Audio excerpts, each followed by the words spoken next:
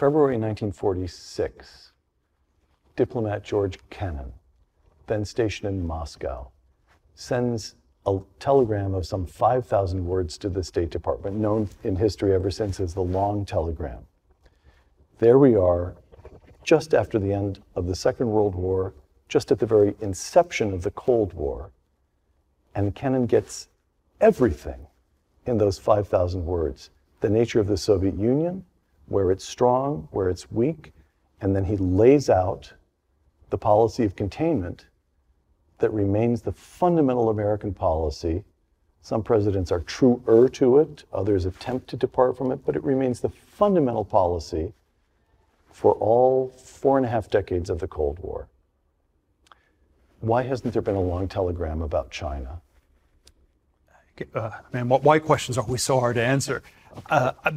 When will there be a long telegram about China? I will speculate that if we haven't gotten the memo, it's been lost, or it's not going to be coming anytime soon.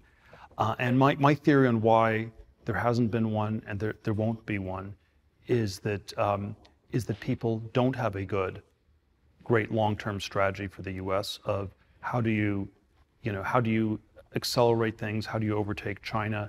They don't know how to fill out the details. Maybe setting China aside, maybe a correct broad strategy for the U.S. is to have a gradual withdrawal from the world, and you could never articulate that if that's the correct strategy, because the retreat becomes a rout. And so if the correct strategy is for the U.S. not to be overextended, overcommitted to the sort of world empire that we're committed to, you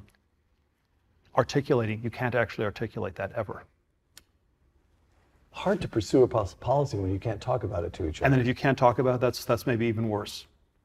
So it's, but I think my placeholder is that there's something about the best policy that if it's articulated, the articulation itself will stop us from executing it properly.